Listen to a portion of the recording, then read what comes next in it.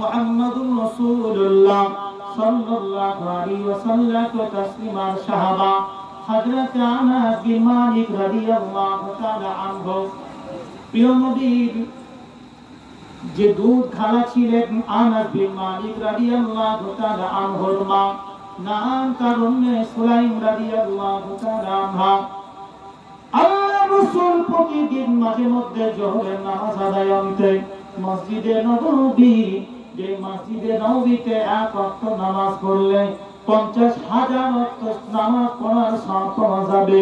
ওই মসজিদে নববীতে নবীজি নামাজ আদায় করে মাঝে মধ্যে হযরত উম্মে সুলাইম রাদিয়াল্লাহু তাআলা আনহা গৃহে যেতেন। সেখানে গিয়ে তিনি আরাম করতেন। আল্লাহ রাসূলকে একটি বিছানা পেতে দেওয়া হতো, যে বিছানাটা থাকতো চামড়ার বিছানা। খুব গরমকাল, এত গরম পড়ে মক্কা মদিনায়, গরমের কারণে ঘাম, শরীরে ঘাম তৈরি হয়। আল্লাহ রাসূলের ঘামও তৈরি হতো। তবে মনে রাখবেন, আল্লাহ রাসূলের ঘামের একটু গুরুত্ব শোনা আপনাদের।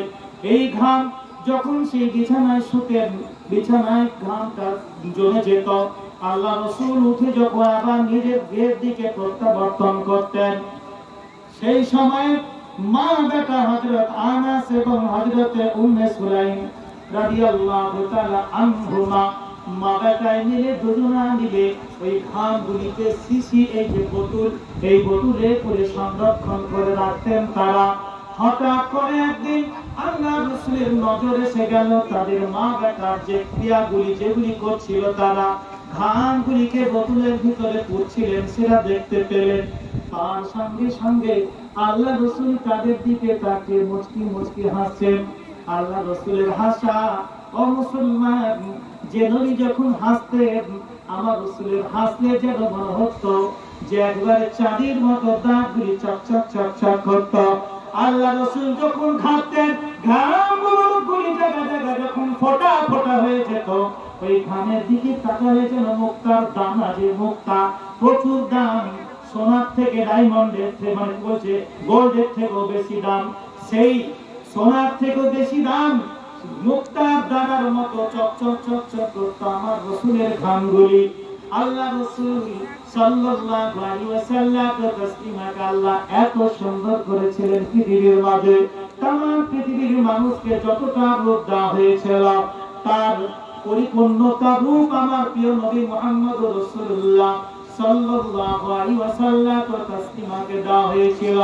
নবীজি যখন অন্ধকার ঘরের মধ্যে যখন প্রবেশ করতেন, আল্লাহ রাসূলের অন্ধকার ঘরের মধ্যে প্রবেশ করার কারণে ওই ঘরটা আলোকিত হয়ে যেত, কোনো আলোর প্রয়োজন হতো না।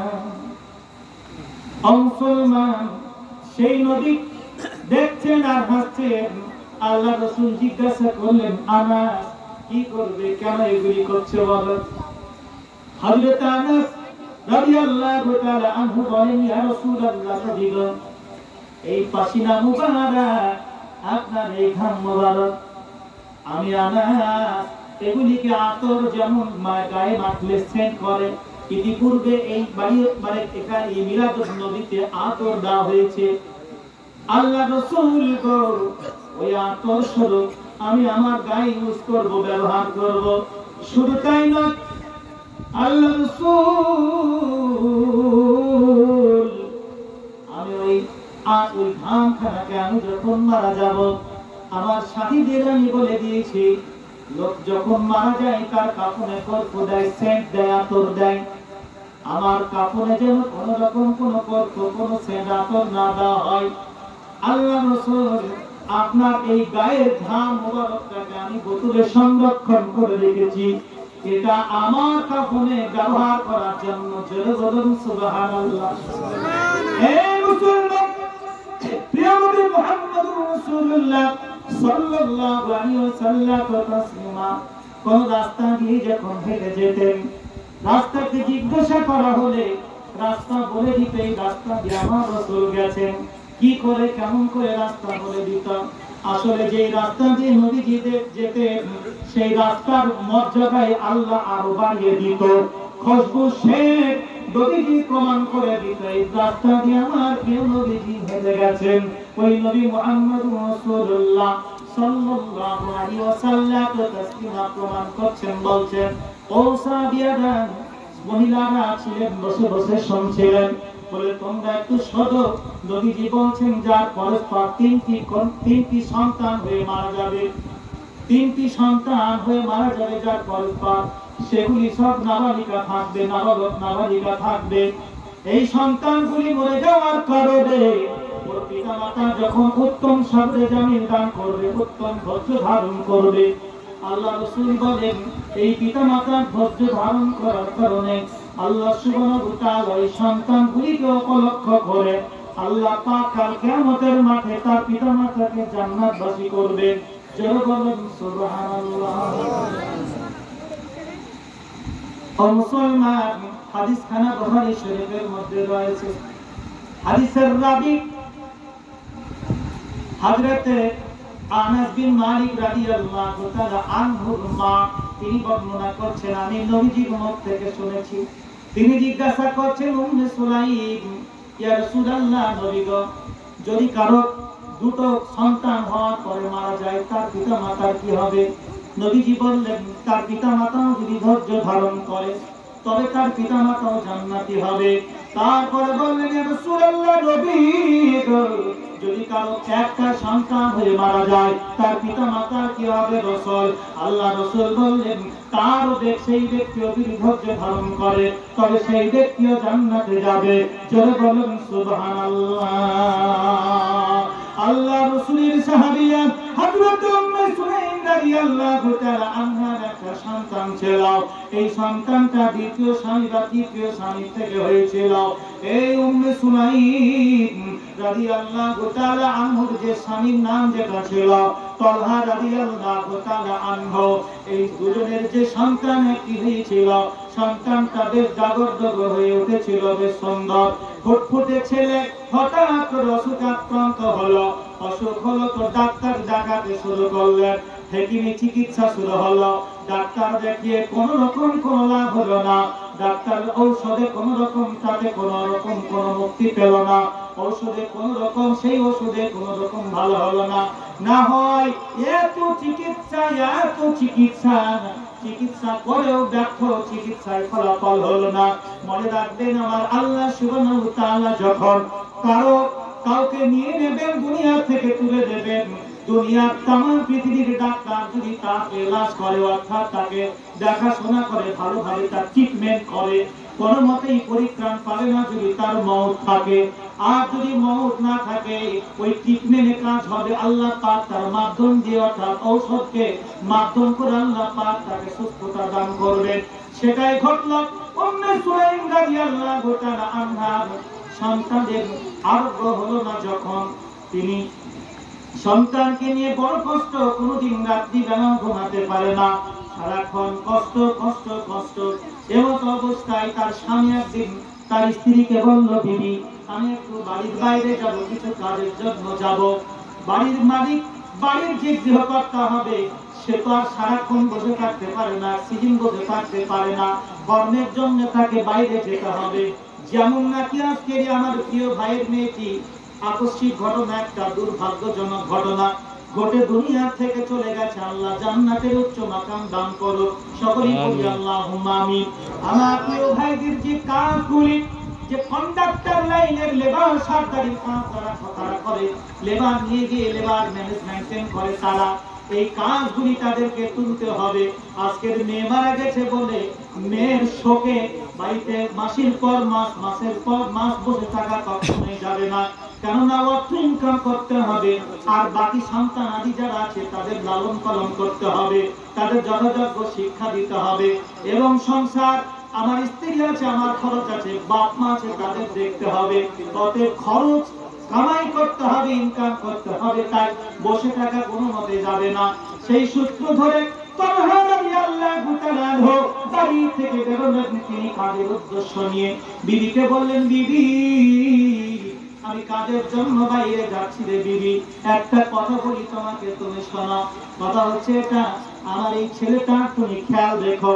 আপনারা জ্ঞানী মানুষ, আপনারা বলেন মা বেশি সন্তানের গুরুত্ব দেয়, খেয়াল রাখে, নাকি বাপ বেশি রাখে, কোনটা আপনারা বলুন? মা খুব গুরুত্ব, যেহেতু মা সারাক্ষণ কাছে থাকে, মা দেখভাল করে, তবে মনে রাখবেন দায়িত্বটা কিন্তু বাপের বেশি। কেননা কামাই করে নিয়েছে, তাকে শিক্ষা দীক্ষা দিতে হবে, বড় করে তার বিয়ে শাদী দিতে হবে, এটা বাপের দায়িত্ব, এটা মায়ের দায়িত্ব নয়। মায়ের দায়িত্ব বাচ্চার সেবা যত্ন করা, গোসল দেওয়া, খাবার তৈরি করে তাকে খাইয়ে দেওয়া, স্কুল যাবে যখন ব্যাগটা তুলে দিয়ে তাকে বের করে দেওয়া মায়ের দায়িত্ব। তবু মনে রাখবেন এত দায়িত্ব পালন করার পরেও স্বামী যখন বাইরে যায়, কাজে যখন যায়, এই যে কেরালা, কর্ণাটক, কলকাতা, বিভিন্ন জায়গায় আমাদের ছেলেরা কাজে যাচ্ছে, দেখবেন যাবার সময় বিবিকে একটু ডেকে বলে, বিবি গো শোনো, তোমাকে একটু কথা বলি, আমার দুটো ছেলে থাকলো, এই ছেলেগুলির একটু যত্ন নেবে তুমি। আদতেই তো যত্ন মা নেয়, তারপরও দায়িত্ব যেহেতু বাপের বেশি। খবরদার, আমি যেহেতু বাড়িতে থাকছি না, রাগের বশীভূত হয়ে ছেলেকে মারধর করো না তুমি। ঠিকঠাক ভাবে যেন মানে প্রাইভেট যায় সেই খেয়ালগুলি করবে। অসুবিধা হলে আমার একটা ফোন দেবে, আমি বুঝিয়ে বলবো। কিন্তু আমি যেহেতু প্রেজেন্ট থাকবো না, ওতে কোনো ছেলের প্রতি টর্চার করবে না, এটা স্বামীর দায়িত্ব। বুঝিয়ে যায় বলে যায়, মাসে মাসে টাকা পাঠিয়ে দেবো, নতুবা 15 দিন অন্তর তোমার অ্যাকাউন্টে পেমেন্ট দিয়ে দেবো, টাকা তুলবে, বাড়ির খরচা মিটাবে। মাস গেলে পড়ার জন্য যে পরীক্ষা করার জন্য যে প্রাইভেট ফিস, সেটাও তুমি পরিশোধ করে দেবে। কিন্তু খবরদার, বাচ্চার প্রতি অকারণে মারধর করবে না। তালহা রাদিয়াল্লাহু তাআলা বলে যাচ্ছেন, বিবি একটু খোঁজ করো, একটু দেখো, আমি কাজের জন্য গেলাম। তিনি যখন কাজের জন্য বেরোলেন, যেদিন আসছেন তিনি খুব সংক্ষেপ করে বলছি, যেদিন বাড়ির দিকে তিনি রওনা দিচ্ছেন, বাড়িতে যেদিন আসছেন, আমার আল্লাহর হুকুম হয়ে গেছে, ওই সন্তানটাকে আল্লাহ সুবহানাহু ওয়া তাআলা সেই দিনই তার জান কবজ করিয়ে নিয়েছেন, সেই দিনই সন্তানটা মারা গেছে। বলো ইন্না লিল্লাহি ওয়া ইন্না ইলাইহি রাজিউন। সবথেকে হৃদয় বিদারক ঘটনা, এই যে বললাম যে ছেলের জানাজা বাপের কাঁধের উপরে, দেখুন মিলিয়ে নেবে কথাগুলি আপনারা। ছেলের জানাজা বাপের কাঁধের উপরে, এর থেকে আর কঠিন ঘটনা হতে পারে না, কষ্টকর কোনো ঘটনা হতে পারে না। স্বামী গৃহে আসবেন, আল্লাহ রাসূল বলেছেন, ও আমার উম্মত তোমরা শোনো, তোমরা যখন বাইরে কাজের জন্য যখন যাবে, কাজ থেকে ফিরে আসবে, যখন ফিরার পূর্বে তুমি তোমার বাড়িতে আঘাত করো, অর্থাৎ খবর দাও তোমার বাড়িতে। 1 মাস 2 মাস 5 মাস 6 মাস ধরে তুমি বাড়ি আসোনি, আসছো, আজকের বাড়ি যাবে, 1 সপ্তাহ পরে বাড়ি যাবে, তুমি 1 সপ্তাহ বা 3 দিন আগে তুমি জানিয়ে দাও তোমার বিবিকে যে আমি বাড়ি আসছি অমুক দিন এতটা সময় ইনশাআল্লাহ ঢোকার চেষ্টা করবো। এটা আমার কথা নয়, নবীজি বলেছেন। কারণ মেয়েদের অনেক কাজগুলি থাকে, তুমি স্বামী বাড়ি আসার পূর্বে তো তার প্রাককালে, তোমার আসার প্রাককালে তোমার বাড়ির কাজ যেগুলি বাকি রয়েছে, সমস্ত কাজগুলি ওই মহিলাটা গোছাবে। যে আমার স্বামী আসছে, বাড়িটা আমাকে গোছাতে হবে, সুন্দর করে ঝাড় দিয়ে পরিষ্কার পরিচ্ছন্ন করে, নিজেও পরিষ্কার পরিচ্ছন্ন হতে হবে আমাকে। তারপরে স্বামীর জন্য খাবার তৈরি করে অধীর অপেক্ষায় তাকানো, আমার স্বামী আসছে, তাকে সুস্বাগতম জানিয়ে, ওয়েলকাম জানিয়ে, মারহাবা জানিয়ে তাকে ঘরের ভিতরে আমি তার সাদরে গ্রহণ করে নিয়ে তার সমস্ত প্রয়োজনগুলি আমি মিটাবো। এটা হচ্ছে মহিলার দায়িত্ব, তার স্ত্রীর দায়িত্ব। আল্লাহর নবীর সাহাবা হযরত তালহা রাদিয়াল্লাহু তাআলা আনহু বাড়িতে আসছেন, এমন তো অবস্থায় সন্তান মারা গেছে। দেখুন মহিলা উম্মে সুলাইমের কতটা ধৈর্য ছিল, দেখুন নবীজির ওই কথাটাকে শুনেছিলেন, পরস্পর 3টা সন্তান যার মারা যাবে, তারপরে বলেছিলেন 2টো, তারপরে বলেছিলেন 1টা। এই ঘটনাটাকে শুনে কিভাবে আমলের রূপ দিয়েছেন দেখুন। সন্তান মারা গেছে, বাচ্চাটাকে নিয়ে গিয়ে ঘরের ভিতরে শুইয়ে দিয়ে একটা কাপড় দিয়ে ঢাকা দিয়ে দিয়েছেন। তারপরে তিনি বাড়ির যে কাজগুলি ছিল, বাড়ি পরিষ্কার পরিচ্ছন্ন করা, সুন্দর করে, যাতে স্বামীর এসে মেজাজটা খিটমিটে হয়ে থাকবে, বাইরে থেকে আসলে নোংরা দেখলে মেজাজ উঠে পড়বে, তেমনটা যেন না হয়। কারণ কোন পরিবেশ থেকে আসবে, কি অবস্থায় আসবে জানি না, তাই আমাকে সম্পূর্ণ ঠিক করে রাখতে হবে। বাড়িটা সব ঠিকঠাক করে, নিজেও আপনার রান্নার কাজ সেরেছেন নিজ হাতে, খুব সুন্দর করে রান্না করে, তারপরও নিজে সুন্দর করে সেজে, খুব ভালো করে অর্থ শুনবে, ওই তার নিজের সন্তান ঘরের ভিতরে শুইয়ে দিয়ে এতগুলি বাড়ির কাজ হচ্ছে, রান্নার কাজ হচ্ছে, নিজেকে আপনার সেজেছে খুব সুন্দর করে। কেননা নবীজি বলেছেন তোমাদের স্বামী যখন বাইরে থাকবে, গৃহে যখন প্রত্যাবর্তন করবে, গৃহে যখন আসবে, পদার্পণ করবে যখন, তার পূর্বে তুমি নিজেকে তুমি সুশোভিত করো, তার জন্য, তোমার স্বামীর জন্য সুন্দরভাবে সেজে গুজে থাকো। আল্লাহ রসুলের কথাটাকে লক্ষ্য রেখে আর সবুর উত্তম ধৈর্য ধারণের পরিচয় দিয়ে তিনি সুন্দরভাবে নিজেকে যতদূর পেরেছে গুছিয়ে পদির অপেক্ষায় বসে আছেন।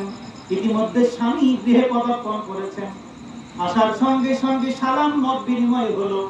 স্বামী এসেই বলছে, বিবিরে বলো আমাদের ছেলে কোথায় বলো। কেননা প্রত্যেকটি স্বামী বাড়িতে যখন পদার্পণ করে, আসবা মাত্র বাড়িতে এসেই বিবিকে জিজ্ঞাসা করে, ছেলেগুলিকে যদি দেখতে না পায় তাহলে জিজ্ঞাসা করে, ওগো বড় ছেলেরা কোথায়।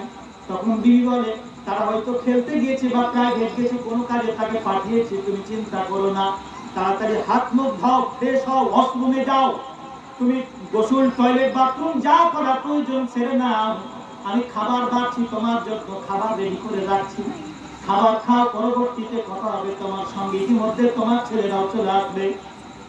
তারপরে বাপ বলে, বিবি রে বলো না, দেরি হচ্ছে কেন, একটু বলো না, ডাকো না, আমি তো কিছু খাবার নিয়েছি তাদের জন্য, খাবার দেবো তাই। এইদিকে হযরতে উম্মে সুলাইম বলছেন, স্বামী আমাদের ছেলেটা বড় আরামের মধ্যে ঘরের ভেতরে শুয়ে আছে।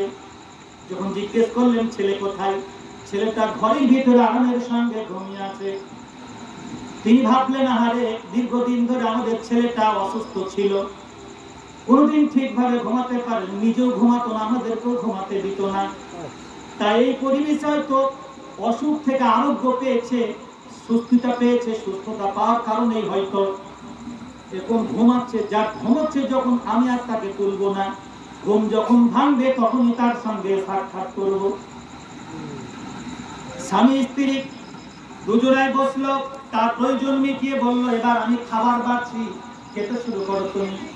স্বামী স্ত্রী দুজনায় একই পাত্রে। স্বামী বলছে, বিবি দীর্ঘদিন তোমার সঙ্গে খাওয়া হয়নি, একসঙ্গে এসো, একই পাত্রে দুজনাই মিলে আমরা খাই।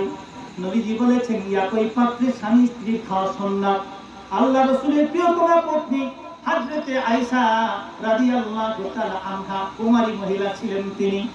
আল্লাহ রাসূল সাল্লাল্লাহু আলাইহি ওয়াসাল্লাম তাসলিমা তাকে সঙ্গে করে নিয়ে খেতেন। আম্মা জান বলেন, আমি নবীর সঙ্গে একই পাত্রে বসে খেতাম। একটা গোশতের হাড় যখন চিবানো হতো, আমি আয়েশা যখন ছেড়ে দিতাম, খেতে খেতে রেখে দিতাম ওই হাড়টা। আল্লাহ রাসূলকে আমি লক্ষ্য করে দেখেছি, ওই হাড়টা তুলে নিয়ে নবীজি নিজে আবার ওখান থেকে খেতে শুরু করেছেন, চুষতে শুরু করেছেন। আবার নবীজি যখন রেখে দিয়েছেন, আমি সেই জায়গা থেকে তুলে নিয়ে আবার নিজেকে চুষতে শুরু করেছি। ও মুসলমান, ওয়াজ শুনলে হবে না, গলা দেখলে হবে না, ইউটিউবার বক্তব্য অনেক শুনেন আপনারা, অনেক বক্তব্য শুনেন, ফেমাস হয়েছে, মানে ভাইরাল হয়েছে, অনেক ভাইরাল হয়েছে, এত ওয়াজ, এত জিকির, শুধু টাকা কামানো। মনে রাখবেন, ভাইরাল হওয়াটা বড় বিষয় নয়, বিষয় হচ্ছে ইখলাস, সালাহিয়াতটা কামনা করা, ইখলাসটা ভিতরে আনতে হবে। ওয়াজ করার পরে যদি আমি নিজে আমল করতে না পারি, ওই ওয়াজ করে কোনো লাভ হবে না। টাকার জোর ডোম চামারের ঘরেও আছে, কিন্তু মনে রাখবেন তাদেরকে সমাজ অতটা মর্যাদা দেয় না যতটা মর্যাদা শিক্ষিত মানুষ বা ভালো পরিবেশের মানুষকে। আজকের দিনে যদি আপনি হিন্দু ভাইদের দিকে লক্ষ্য করেন, যারা ব্যানার্জি, যারা চ্যাটার্জি, যারা আপনার বন্দ্যোপাধ্যায়, যারা এক কথায় মানে কি বলে, যারা তাদের ধর্মে যারা ধর্মগুরু, এই সমস্ত মানুষগুলি পুজো দেওয়ার জন্য তাদের বড় বড় মন্দিরে তারা স্থান পাবে। এই ধরনের ডোম চামার মেথর ভাঙ্গি যারা, এদেরকে কোন তেমন ধরনের বড় ধরনের মন্দিরে উঠতে দেওয়া হবে না। কিন্তু আপনি কি বলতে চাইছেন যে উঠতে দেওয়া হবে না মানে এরা কি গরিব? ভারতবর্ষের যিনি স্বরাষ্ট্রমন্ত্রী যিনি আছেন, এই স্বরাষ্ট্রমন্ত্রী গৃহমন্ত্রী অমিত শাহ, আপনারা যাদের যখন রাম মন্দির, যখন মানে বাবরি মসজিদ ভেঙে যে রাম মন্দির তৈরি করলো, উদ্বোধন করলো বিগত বছরে, আপনারা দেখেছেন সোশ্যাল মিডিয়ায়, স্বরাষ্ট্র মানে কি বলছে, স্বরাষ্ট্রমন্ত্রী গৃহমন্ত্রীকে কিন্তু সেখানে যাওয়া হয়নি। কেমন কোন কাজে তাকে বাহানা করে বাইরে পাঠিয়ে দেওয়া হয়েছে। আসল উদ্দেশ্যটা কি জানেন? আসল উদ্দেশ্যটাই হচ্ছে যে ও মানে বড় জাতের বড় কাস্টের মানুষ নয়, মানে ওই মন্দিরে উঠতে পাবে না। বুঝতে পারলেন কথাটা? ওই মন্দিরে উঠতে পাবে না বলে তাকে কৌশলগত ভাবে অন্য জায়গায় পাঠানো হয়েছে। জি, আমি কি বলতে চাইছিলাম আপনারা একটু শুনে ইনশাআল্লাহ দোয়া হচ্ছে। তো এটা বলতে চাইছিলাম যে অর্থ আলাদা জিনিস, মর্যাদা সম্পন্ন আলাদা জিনিস। আল্লাহ রাসূল সাল্লাল্লাহু আলাইহি ওয়াসাল্লাম তাসলিমা দেখুন, ওই সাহাবার ঘটনা, ওই সাহাবা বুখারী শরীফের ঘটনা, ওই সাহাবা সাহাবিয়ার ঘটনা তুলে ধরা হয়েছে বুখারী শরীফে। ও মুসলমান, আল্লাহ রাসূলের সাহাবিয়া উম্মে সুলাইম রাদিয়াল্লাহু তাআলা আনহা, তিনি স্বামী স্ত্রী দুজনেই বসে এক জায়গায় বসে খেতে শুরু করেছেন। আল্লাহ রাসূলের হাদিসকে লক্ষ্য করে, সেই দিকে লক্ষ্য করে স্বামী স্ত্রী দুজনেই খাওয়া শেষ হয়েছে। খাওয়া শেষ হয়ে এবারে বিছানায় শুয়েছেন, আর সন্তানের কথা কোনো খবর হয়নি। যেহেতু সন্তান ঘুমিয়ে আছে, ঘুমোচ্ছে তো ঘুমাক, ক্লান্ত শরীরটা এক শরীর, স্বামী স্ত্রী এক বিছানায় ঘুমিয়েছে। আম্মাজান খাদিজার কথা যদি শোনেন, আম্মাজান খাদিজা যখন অসুখে আক্রান্ত হলেন, তিনি বলছেন, রাসূল গো, আমি আপনার কাছে দুটো জিনিস চাই। এক নাম্বার, আপনার গায়ের জুব্বা মুবারক কাফন দেবেন আমারে। দ্বিতীয় নাম্বার, রাসূল কথা দিন, আমি যখন কবর আমাকে আপনি রেখে আসবেন, আপনি আমার কবর পাশ থেকে আপনি আসবেন না যতক্ষণ পর্যন্ত উত্তর না দেওয়া হবে। মুনকার নাকির আপনি কথা দিন, কেননা বিয়ে করার পর থেকে আজ পর্যন্ত আমি কোনোদিন একা বিছানায় ঘুমাইনি। আল্লাহ রাসূল সাল্লাল্লাহু আলাইহি ওয়াসাল্লাম তাসলিমা, ওই সাহাবা সাহাবিয়া দুজনেই এক বিছানায় ঘুমিয়েছে, এক বিছানায় শোয়া। বেশ কিছুদিন ছিল না, স্বামী স্ত্রীর মধ্যে আনন্দ উদ্রেক হয়েছে, আনন্দ ঘটেছে, স্বামী স্ত্রীর আনন্দ হয়েছে। ফজরের নামাজের সময়, আজকের যেমন মসজিদে ফজরের আযান হচ্ছে 4:10 বিভিন্ন মসজিদে, আমি আমাদের মসজিদে লক্ষ্য করলাম, আমি 4:10 আযান মানে আযান হচ্ছিল। ঠিক এইরকম ফজরের নামাজের সময় পূর্ব মুহূর্তে উঠিয়ে দিচ্ছে, স্ত্রী বলে, ওঠো, গোসল করো, গোসল করে ফজরের নামাজ পড়ে তোমার ছেলের জন্য কাফন দাফনের ব্যবস্থা করো। আপনারা বলেন, এই পরিবেশে এতক্ষণ তো সব ভালো কাটলো, সারা রাত্রি ভালো কাটলো, এখন একটা কথা শুনতে হলো, তোমার ছেলে আর নাই, সারা জীবন ধরে যদি খোকা খোকা করে রাখো, কোনদিন তোমার ছেলে তোমার খোকাটাকে আর কোনদিন সারা দেবে না। যাও যাও, গিয়ে তোমার ছেলের কাফন দাফনের ব্যবস্থা করো। তিনি তো কাফন দাফনের ব্যবস্থা না করে নবীজির দরবারে চলে গেলেন। তিনি এত বড় দুঃখের ঘটনা, সারা রাত্রি ধরে এক বিছানায় ঘুমালাম, আরাম করলাম, আনন্দ হলো, এত সময় কোন রকম বলার তোমার সময় হয়নি। এখন বলো কিনা ছেলেকে দাফন করে দাও, তোমার ছেলে আর জেগে নাই, সারা চিরতরের মাত্র ঘুমিয়ে গেছে। নবীজির কাছে গেলেন, বলে, রাসূলুল্লাহ, নবী গো। নবীজি বললেন, বলো কি বলছো তুমি? সমস্ত ঘটনাগুলি আলোকপাত করলেন, যেগুলি ঘটেছে রাত্রি বেলায়। আল্লাহ রাসূল বললেন, ও আবু তালহা, শোনো শোনো, গত রাত্রিতে কি তোমাদের স্বামী স্ত্রীর মধ্যে মহব্বত জেগে উঠেছিল? তোমাদের স্বামী স্ত্রী সহবাস হয়েছে? বলে, রাসূলুল্লাহ, হয়েছে। ও তালহা, যাও যাও যাও, এখন গিয়ে তোমার বাচ্চাটার কাফন দাফনের ব্যবস্থা করো। আর তোমার স্ত্রী আজকে থেকে অন্তঃসত্ত্বা হবে। তোমার স্ত্রী যখন গর্ভবতী, তোমার স্ত্রী যখন বাচ্চা প্রসব করবে, তালহা, ওই বাচ্চাটা আমি নবী আমার দরবারে তোমার ছেলেটাকে নিয়ে আসবে, তুমি বাচ্চাটাকে নিয়ে আসবে। তাই হলো, তিনি নবীজির কথা মোতাবেক চলে গেলেন বাড়ি, গিয়ে ওই সন্তানটা দাফন করলেন।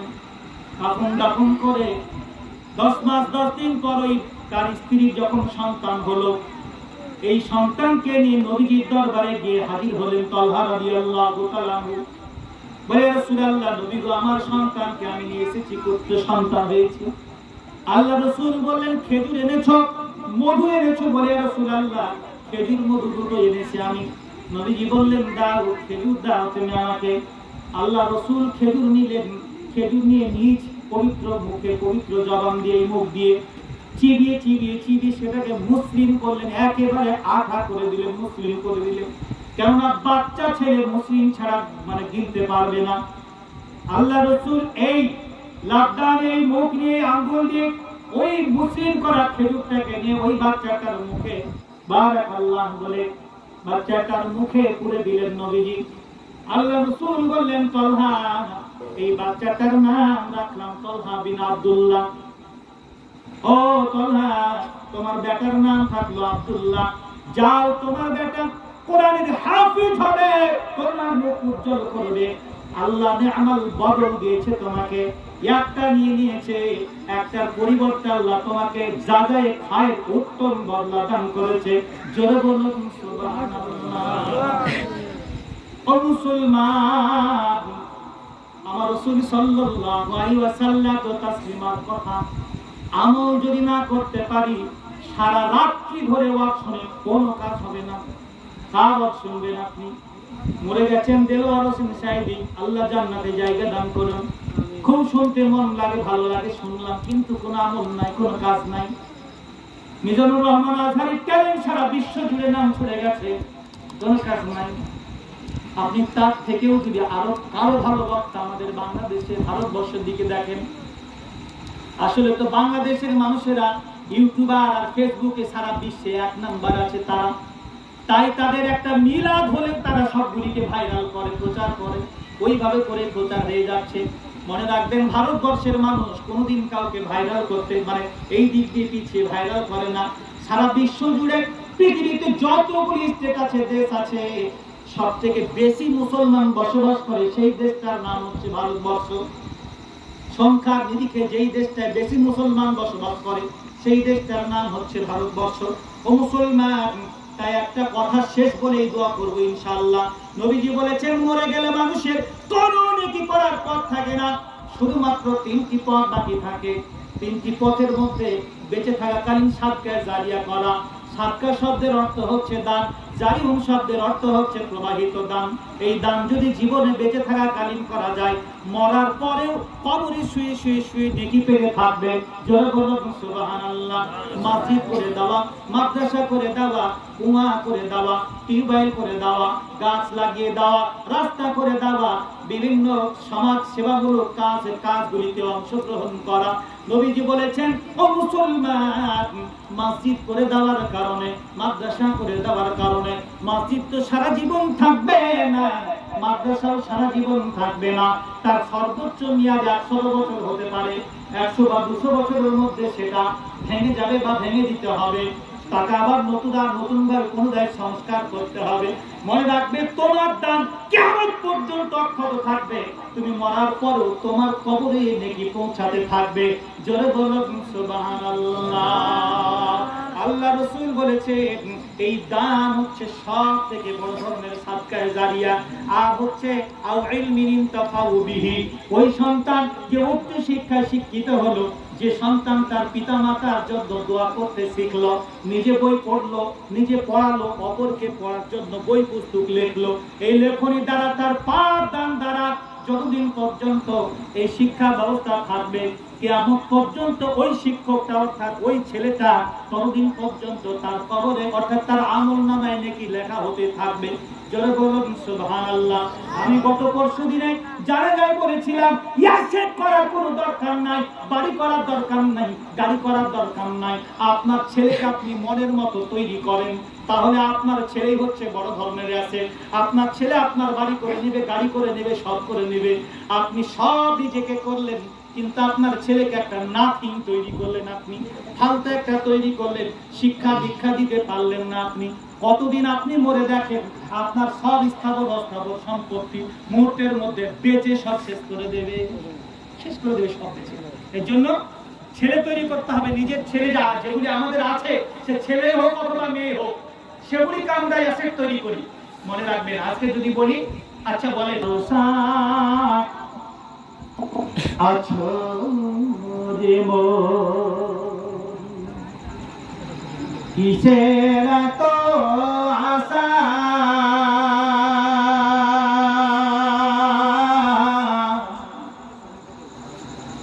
এক নিমিষে ভেঙে যাবে,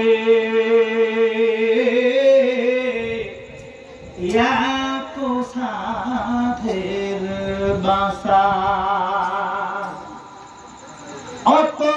কোনদিন ফুরাইয়া যাবে যৌবনে লাগবে ভাটি ও তোমার কোনদিন ফুরাইয়া যাবে যৌবনে লাগবে ভাটি ওই যে দেখো ডাকিতেছে তোমায় কবরের মাটি ওই যে দেখো ডাকিতেছে তোমায় কবরের মাটি সন্ধ্যার আগে যেদিন ডুবিবে বেলা